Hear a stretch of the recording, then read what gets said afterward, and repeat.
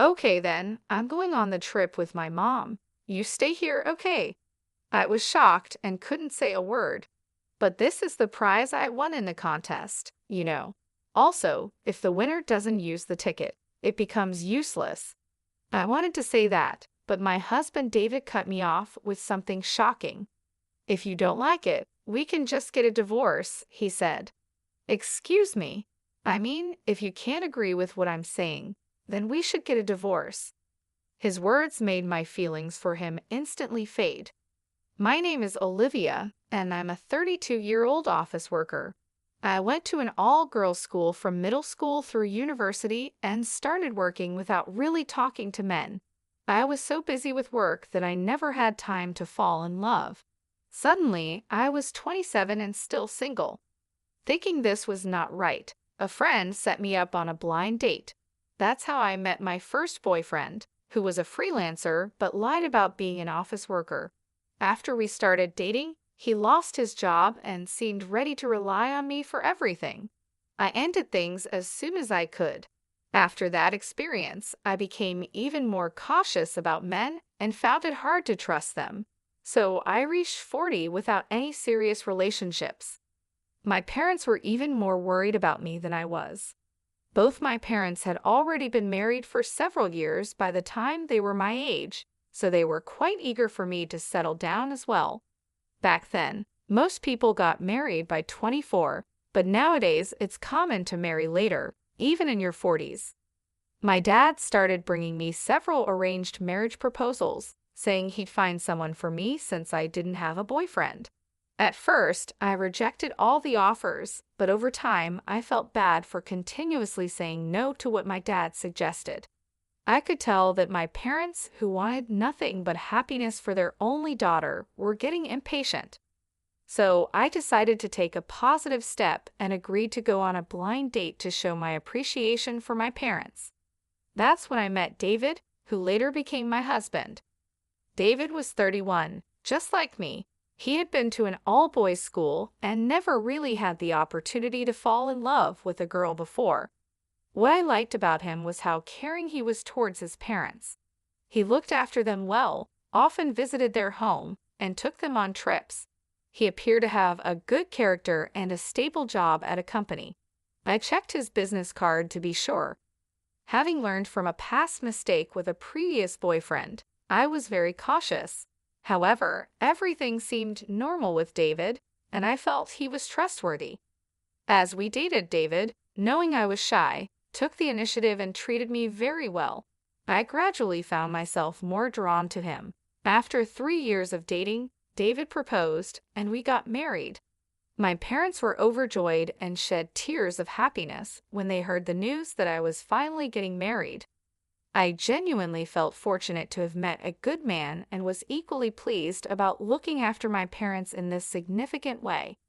After our wedding, my husband and I enjoyed our honeymoon and began our married life with joy and companionship. We both had jobs, so we shared the household duties accordingly. Cooking was my forte as my husband wasn't great at it, so he took on the laundry and cleaning tasks. We worked well together, supporting each other and enjoying a harmonious married life. However, our marital bliss faced challenges after just a year. The turning point came when my father-in-law died from an illness. This event deeply affected my husband, who then started paying excessive attention to my mother-in-law, Julie, who was left alone. David, my husband, began spending his days off at his mother's house. Sometimes he and Julie would go out, just the two of them, and occasionally he would stop by her place after work to share a meal. They even started taking trips together. This situation made me feel deeply disrespected. It wasn't just about him caring for his mother, which I understood and respected, but the secrecy and the priority he gave her over our relationship hurt me.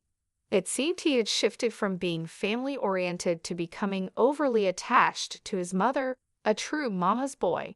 Despite this, David appeared oblivious to the implications of his actions or how they affected our marriage. In an effort to maintain peace and hoping for a change, I decided to compromise and continue investing in our relationship. The idea of divorcing after only a year of marriage was upsetting, particularly considering how it would affect my parents. Moreover, I harbored hopes that starting a family might bring a new dynamic to our relationship, potentially shifting David's focus. The decision to not rush into a divorce was difficult, but I resolved to stick it out, pondering on the complexities of our relationship and the potential for change. I recently started a new hobby of entering contests to win prizes, which I found surprisingly enjoyable. I've been winning things like cosmetics and food by writing reviews and staying persistent. Then I won a big prize in one contest: airline tickets to Fiji. I was so surprised that I read the email 3 times.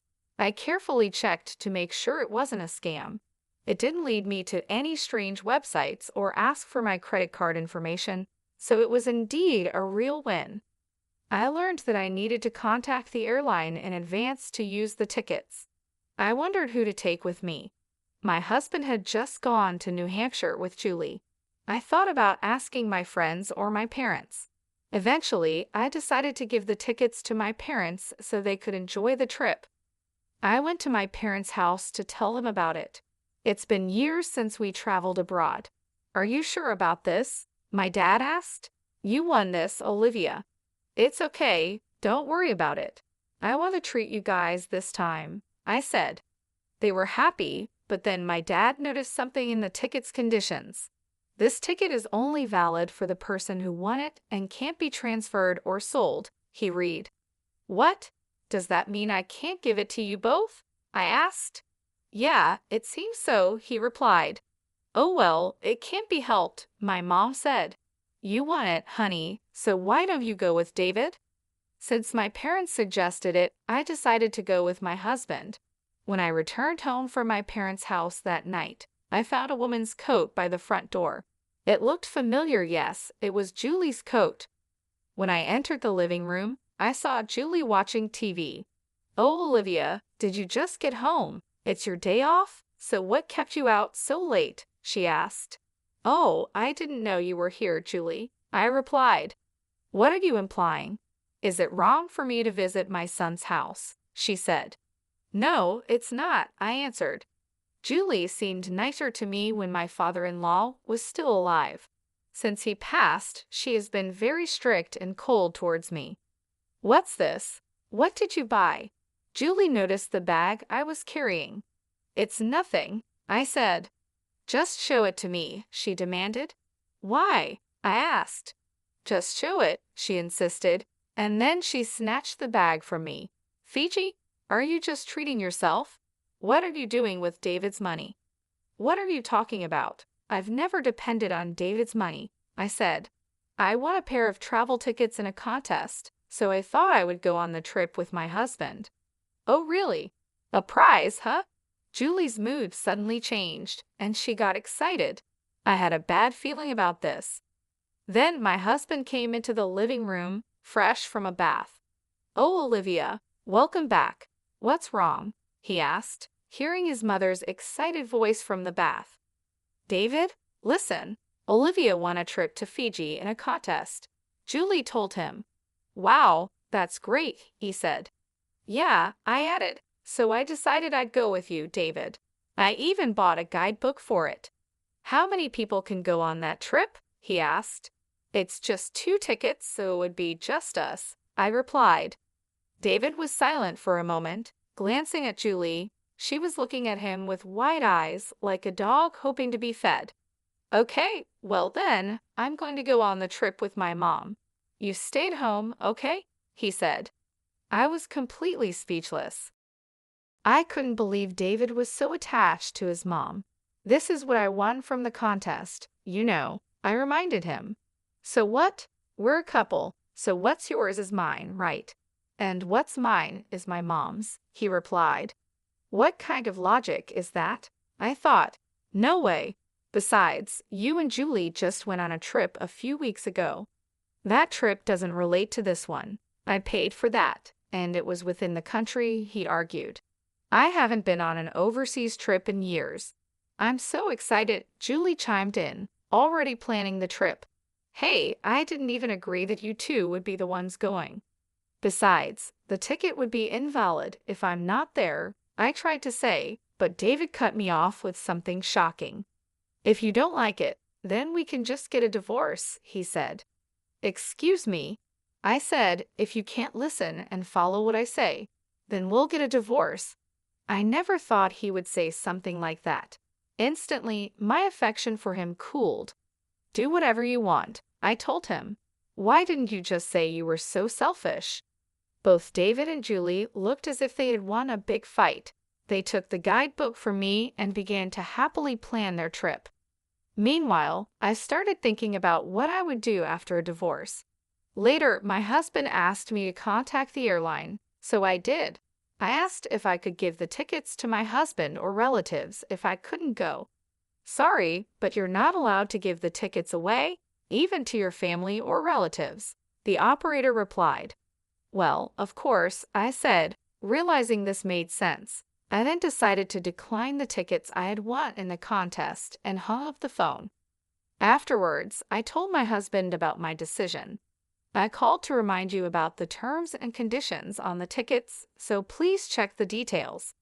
Then my husband scoffed and said, I don't need to read the terms and conditions, and left the tickets on the shelf. He probably never thought those tickets could be invalid. I told my parents about this incident. I asked them for help because I planned to move out on the day David and Julie went on their trip. My father was shocked when he heard what happened. He had suggested the arranged marriage with David, so he felt responsible. It's not your fault, Dad. He only recently started showing his true colors, I reassured him, trying to make him feel better. On the day of the trip, David was in a great mood and getting ready to leave. Well, I'm off then. Take care of the house while I'm gone, he said with a big grin. Yeah, have fun, I replied with a big smile, surprising him. As soon as he left, my parents arrived to help me move. They loaded my belongings into the car, and we drove to the new apartment I had found near my office. I had started looking for a new place as soon as I got fed up with my husband. 5 hours later, my husband called me. Hello. Hey, what's going on? They said our airline tickets are invalid. Yes, that's correct. If the winner doesn't go, the tickets are invalid. I didn't hear anything about that. I told you, didn't I? I told you to check the terms and conditions. It's all written right there. You've got to be kidding me. I wouldn't even read that. Well, that's your fault for not reading it. It's like someone who gets sued and says they didn't know anything about the law. What am I supposed to do now? I already got a hotel in Fiji. They told me I'd have to pay for our own ticket fees. Like I said, it's none of my business anymore. You and Julie should just take care of it. I said that and hung up the phone. 20 minutes later, my husband called again. What now? Hey, why can't I pay with your card? Huh? My card? What do you mean? I panicked and checked the drawers, only to find that my card, which I had been using as a backup, was gone. You took the card without my permission. I was only borrowing it for a little while, but I was told by the airline staff that I can't use this card. What the hell is going on? Are you stupid? If you're not the owner of the card, you can't use it. But on the internet? Huh, internet? Oh no. And he hung up the phone. No way. I immediately checked my credit card statement for the card I used as a backup and saw charges I didn't recognize. I remembered my husband had been buying a lot of clothes and other things recently. He must have used my card without my permission. I quickly blocked the card and took a screenshot of the statement history. With this evidence, I planned to confront him later. A few days after his trip to Fiji, my husband called. Hey, what is the meaning of this? I don't see any of your stuff and belongings in our house anymore. And you left divorce papers on the table. What the hell are you thinking? Well, I can't go on living with a mama's boy who prioritizes his mother over his wife and turns into a thief using my credit card without permission. What? If you won't sign the divorce papers, then let's fight in court. Court? Oh, are you in trouble? If people at work find out about this. I see. Then I'll request my divorce through my lawyer, so you better quietly agree to the request." "No way." My husband reluctantly agreed to the divorce. He accepted on the condition that there would be no division of property, and he would also pay for the credit card bills he racked up without my permission. But my revenge doesn't end there. I decided not to talk about what had happened, but I wasn't sure what my father, who had arranged the marriage, would do or say. Soon my ex-husband called me. "Hey, this is not what we agreed on. Everyone at work knows about what happened. Now, they talk about me behind my back, and I'm known as a mama's boy and a thief. I can't hold my head high in my company anymore." "Oh, what a pity," I replied, but I hadn't told anyone about this. "Did you forget that so many people were involved in our marriage?" he asked. "Yes, our marriage was arranged through connections. My father, a general manager, and my ex-husband's boss, a department head, were good friends. They set up our blind date because my ex-husband was a promising bachelor working under him. It turned out that my ex-husband's boss was very upset with him over this whole mess. David was now being shunned at work, and his career prospects had dimmed.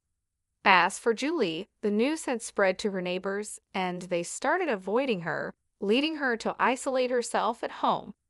They both faced the consequences of their actions, and I felt no sympathy for them. Meanwhile, I focused on my career, earned a promotion, and received a raise.